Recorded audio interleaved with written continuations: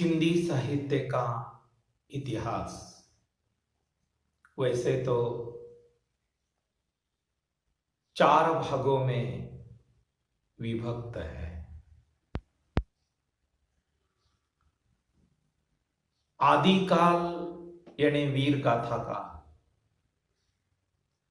मध्यकाल और मध्यकाल के 2 भाग, एक पूर्व मध्यकाल यानी भक्ति काल, उत्तर मध्यकाल यानी रीति काल और अंतिम आधुनिक काल यानी गद्य काल। तो बच्चों, प्रथम सत्र के लिए केवल 3 कालों का अध्ययन हमें करना है। एक आदि काल यानी वीर गाथा काल, 2 पूर्व मध्य काल यानी भक्ति काल, 3 उत्तर मध्य काल यानी रीति काल। तो इसके पूर्व हमने आदि काल का संपूर्ण अध्ययन पूरा किया है और आज हमें पूर्व मध्य काल यानी भक्ति काल का अभ्यास प्रारंभ करना है। बच्चों, एक बात है, किसी भी काल के साहित्य का निर्माण उस समय की देश की राजनीतिक, धार्मिक, सामाजिक परिस्थिति के अनुरूप ही होता है। देश की परिस्थिति जैसी होगी, देश की स्थिति जैसी होगी, देश का वातावरण जैसा होगा, उसी प्रकार का साहित्य निर्माण होता है। यह एक नेचुरल प्रोसेस है। हिंदी साहित्य के इतिहास में पूर्व मध्य काल यानी भक्ति काल का समय विक्रम संवत 1375 से लेकर विक्रम संवत 1700 तक माना गया है। यानी पूर्व मध्य काल यानी भक्ति काल का समय विक्रम संवत 1375 से लेकर विक्रम संवत 1700 तक, यानी 325 वर्ष का यह भक्ति काल का समय माना गया है। बच्चों, अभी अभी विक्रम संवत 1375 तक आदि काल का जो समय हमने देखा, या आदि काल यानी वीर गाथा का जो समय हमने देखा, आदि काल के 325 वर्ष के कालावधि में जो साहित्य लिखा गया, जो काव्य लिखा गया, वह सारा काव्य वीरों की गाथा लिखी गई थी। रासो साहित्य लिखा गया था, जैन साहित्य लिखा गया था, बौद्ध साहित्य लिखा गया था, नाथ साहित्य लिखा गया था। परंतु विक्रम संवत 1375 के बाद यानी भक्ति काल के प्रारंभ में ऐसी कौन सी परिस्थितियां देश में निर्माण हो गई जिसके कारण सारा काव्य भक्ति का काव्य लिखा गया।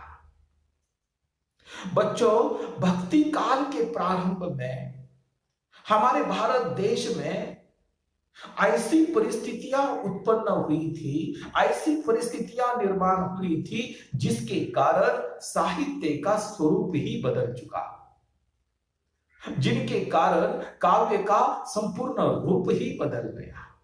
क्या हुआ था उस समय? बच्चों, एक घटना घटित हो गई।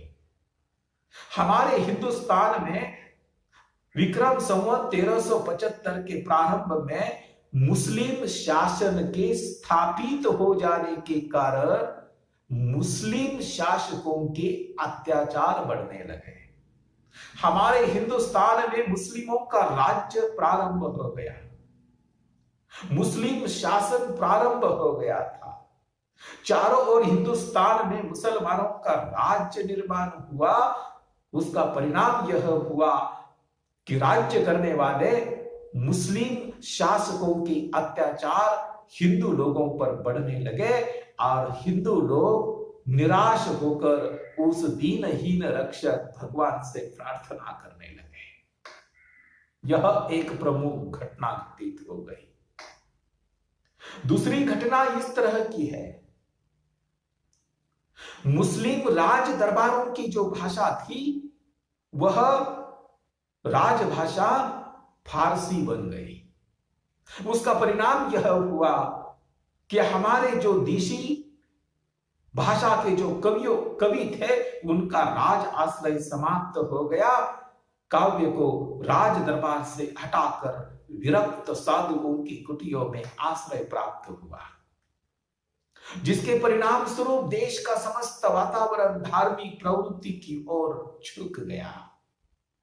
बच्चों, मनुष्य की एक प्रवृत्ति है, जब तक मनुष्य संकट में नहीं है, जब तक मनुष्य समस्या में नहीं है, तब तक उसे भगवान की याद नहीं आती।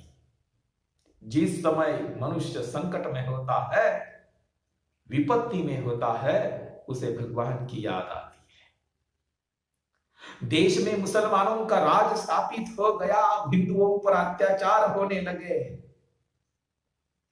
राज दरबार की भाषा फारसी बन गई। हमारे जो देसी कवि थे, देशी भाषा के कवि थे, उनका राज आश्रय समाप्त हो गया। ये देशी भाषा के जो कवि थे हमारे हिंदुस्तान के, वे विरक्त साधुओं की कुटियों में शहर से, नगर से, लोगों से दूर जाकर झोपड़ी बनाकर उस ईश्वर की भजन कीर्तन गाने लगे, गुणगान गाने लगे। देश का समस्त वातावरण धार्मिक प्रवृत्ति की ओर झुक गया था बच्चों।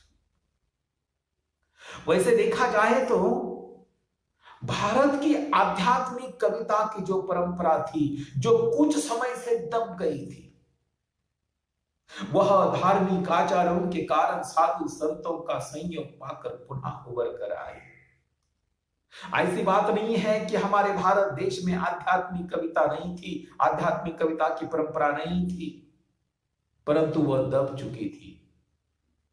भक्ति काल में वही धार्मिक परंपरा साधु संतों के संयोग पाकर वह पुनः उभर कर आई थी। वैसे भारतवर्ष में भक्ति की धारा अत्यंत प्राचीन काल से विभिन्न रूपों में प्रवाहित होती चली आ रही थी, परंतु कुछ कारणों से वह दब गई थी।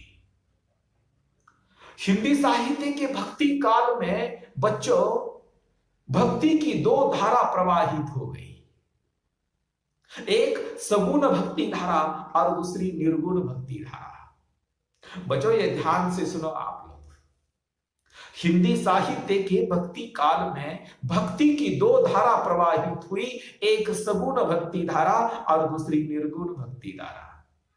सगुण भक्ति धारा किसे कहते हैं, निर्गुण भक्ति धारा किसे कहते हैं? सगुण का अर्थ होता है ऐसा परमात्मा जो सभी गुणों से युक्त है, उसका गुणगान सगुण भक्ति में है। और निर्गुण भक्ति का अर्थ क्या होता है? ऐसा परमात्मा जो निर्गुण है, जो निराकार है, जो सर्वव्यापी है, जो घट घट में है, उसकी भक्ति यानी निर्गुण भक्ति। इन सगुण भक्ति के और निर्गुण भक्ति की दो शाखाएं हैं। सगुण भक्ति की दो शाखाएं, एक राम भक्ति शाखा और कृष्ण भक्ति शाखा। राम भक्ति शाखा के प्रमुख संत कवि तुलसीदास, कृष्ण भक्ति शाखा के प्रमुख संत कवि सूरदास। निर्गुण भक्ति धारा की दो शाखाएं, एक ज्ञानाश्रयी शाखा यानी संत काव्य की परंपरा और दूसरी है प्रेमाश्रयी शाखा यानी सूफी संतों का प्रेम काव्य। ज्ञानाश्रयी शाखा यानी संत काव्य के प्रमुख संत कवि थे कबीरदास। ज्ञानाश्रयी शाखा के प्रमुख कवि संत कबीरदास है और प्रेमाश्रयी शाखा यानी सूफी संतों के प्रेम काव्य के प्रमुख कवि थे मलिक मोहम्मद जायसी। आचार्य रामचंद्र शुक्ल ने कबीर एवं हमारे महाराष्ट्र के नामदेव द्वारा प्रवर्तित भक्ति मार्ग को निर्गुण ज्ञानाश्रयी शाखा कहा है। हजारी प्रसाद द्विवेदी ने इसी निर्गुण भक्ति साहित्य को तथा डॉक्टर राम कुमार वर्मा ने इसे संत काव्य की परंपरा यह नाम दिया है। हिंदी साहित्य में संत काव्य से संबंधित संत कबीर है, दादू दयाल है, गुरु नानक है, सुंदरदास है, तुलसीदास है, सूरदास है, मीराबाई है, रैदास है, न जाने कौन कौन से संत, महाराष्ट्र के संत, महाराष्ट्र के बाहर के राज्य के संत, उत्तर प्रदेश के संत, बिहार के संत, सारे संतों ने भक्ति मार्ग को प्रवाहित करने का काम किया है। बच्चों, हिंदी साहित्य के इतिहास में भक्ति काल यह स्वर्ण युग माना जाता है। हिंदी साहित्य के इतिहास में भक्ति काल को स्वर्ण काल कहा जाता है। इसका कारण यह है कि इस कालावधि में भक्ति का साहित्य चारों ओर प्रवाहित हो रहा था, चारों ओर भक्ति का वातावरण था और भक्ति का ही साहित्य निर्माण हो रहा था। इसीलिए पूर्व मध्यकाल यानी भक्ति काल को हिंदी साहित्य का स्वर्ण युग माना जाता है।